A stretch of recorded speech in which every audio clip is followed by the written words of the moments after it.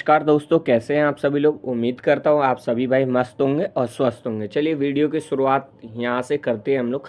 Comment में बहुत सारे बच्चों का सबसे ज़्यादा जो मेन डाउट आ रहा है, सर मैंने अपनी क्वालिफ़िकेशन जो है ना वो गलत भर दिया है और मेरे पास जो सब पोस्ट है या प्रेफरेंस है वो बहुत कम आ रहा है। किसी किसी बच्चों का तो एक ही शो कर रहा है उसके अंदर सब पोस्ट, और वो एक ही चीज़ के लिए क्या है एलिजिबल है। बहुत सारे बच्चों का डाउट है। कई आईटीआई वाले बच्चे हैं उनका अलग से डाउट है, 10th क्लास के बच्चे हैं उनका अलग से डाउट है, 10th वालों का अलग है, 10th प्लस में फर्स्ट एड वालों का अलग डाउट है। फिर उसके बाद आप देख सकते हैं कि 10th जिन्होंने कर रखा है और प्लस में आईटीआई कर रखा है उनका एक अलग डाउट है। मतलब बहुत सारे बच्चों ने दोस्तों बहुत सारी गलती कर रखी है। अब हमें पता यहाँ से लग रहा है, मैं वीडियो बनाता हूँ डेली, मेरे पास डेली कम से कम नहीं तो 100 क्वेश्चनों का जवाब मुझे देना पड़ता है डेली के डेली। और मेरे इंस्टाग्राम पेज पे मैं बहुत सारे भाइयों का रिप्लाई भी नहीं कर पाता, कुछ भाइयों का मैं रिप्लाई कर पाता हूँ। तो देख सकते हैं कि बहुत सारी गलती की है बच्चों ने। तो उन गलतियों को सुधारने का आपके पास ज़रूर मौका मिलेगा। उससे पहले हम बहुत सारी चीज़ों को यहाँ पे समझेंगे और वो इम्पॉर्टेंट चीज़ें हमारे लिए क्या है, इसके लिए आपको वीडियो को पूरे अंत तक देखना होगा दोस्तों। उसके बाद ही आपको सारी चीज़ें अच्छे से समझ में आएगी। तो शुरुआत करते हैं वीडियो की। अब यहाँ से एक मैं आपके पास एक मैंने नोटिस ओपन किया है। ये बहुत पुरानी नोटिस है, बट इस नोटिस के अंदर जो भी चीज़ें दोस्तों लिखी हुई है वो सारी चीज़ें इम्पॉर्टेंट है।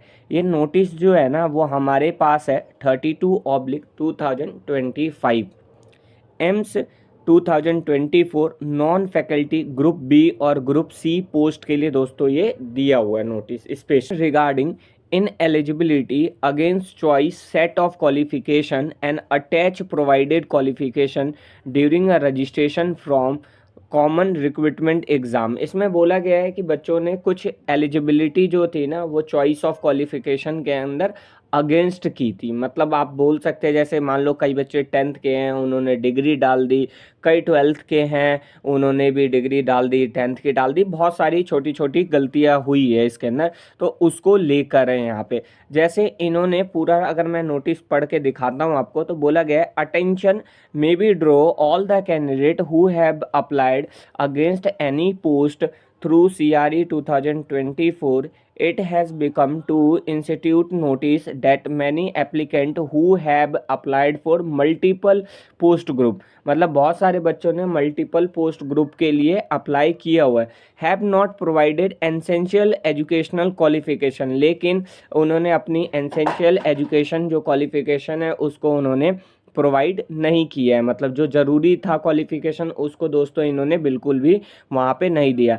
Against chosen set qualification as required for the specific applied posted, उन्होंने क्या किया है कि जिस पोस्ट के लिए अप्लाई किया है उसी पोस्ट के लिए उन्होंने उस डिग्री को चूज़ किया है। ये इन्होंने ऐसा बताया इसके अंदर।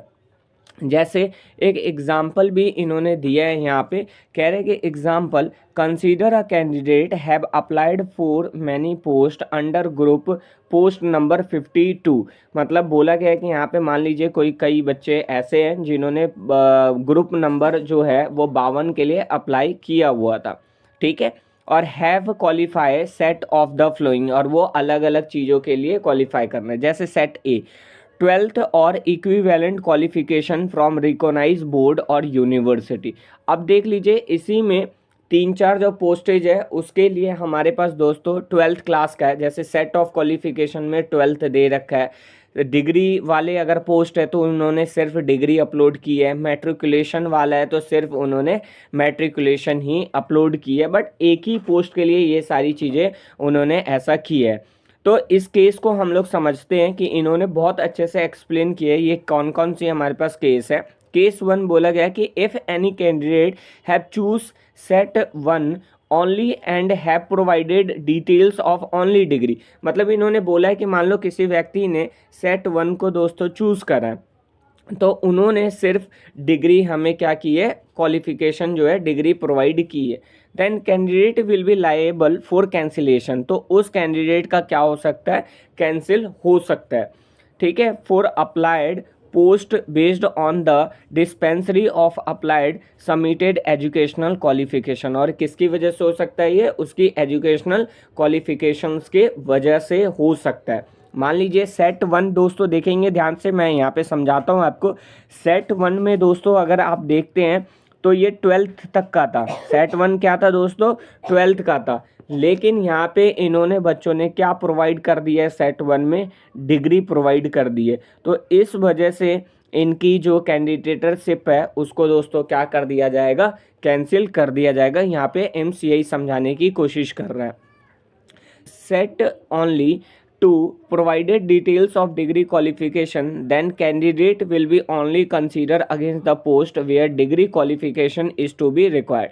अब देखें दोस्तों कि अगर जहाँ पे आपको डिग्री की ज़रूरत है तो वहीं पे आपको डिग्री देने की ज़रूरत थी, तो वो सिर्फ डिग्री क्वालिफिकेशन के लिए ही वो मान्य होगा। मान लीजिए आपका पोस्ट डिग्री के लिए, तो आप डिग्री के लिए ही सिर्फ आप एलिजिबल होंगे, बाकी किसी भी पोस्ट के लिए आप एलिजिबल नहीं होंगे। यहाँ पे ये बोला जा रहा है साफ साफ। आप 12th के लिए नहीं होंगे, आप इक्विवेलेंट सर्टिफिकेट के लिए नहीं होंगे, आप 10th के लिए एलिजिबल नहीं होंगे। अब केस नंबर 3 में बोला गया कि इफ़ कैंडिडेट है choose all the set provided only 10th 12th class certificate, then the candidate will be only considered for post 10th और 12th। अगर मान लीजिए आपने 10th क्लास की सर्टिफिकेट दी है दोस्तों और 12th क्लास की सर्टिफिकेट दी है, तो इसके लिए आप सिर्फ दोस्तों है ना वो इन्हीं के लिए क्वालिफाई करेंगे। अगर 10th के हैं तो 10th के लिए क्वालिफाई करेंगे, 12th के हैं तो 12th के लिए क्वालिफाई करेंगे। ये एम्स ने बिल्कुल क्लियर यहाँ पे। And same is to be applicable all the posted. और यही सारे एग्जाम्पल आप सभी पोस्टों के लिए समझ सकते हैं। मतलब दोस्तों पोस्ट कोड जो है 20, उसमें भी बहुत सारे बच्चों को डाउट है, तो उनके लिए भी सेम यही चीज़ है दोस्तों। ऐसा नहीं है कि अलग अलग है, उसमें भी बहुत सारे पोस्ट है। जैसे आपने देखा होगा फर्स्ट एड का कोर्स है, उसमें आपने देखा होगा ओटी का भी है, उसके बाद ओटी असिस्टेंट का भी है, लिफ्ट ऑपरेटर का भी है दोस्तों, एचए का भी है, हॉस्पिटल अटेंडेंट का भी है, ठीक है। उसके बाद दोस्तों एमटीएस के हैं। तो उन सभी पोस्टों के लिए सेम यही क्वालिफिकेशन आपको दोस्तों रहेगी इसके अंदर।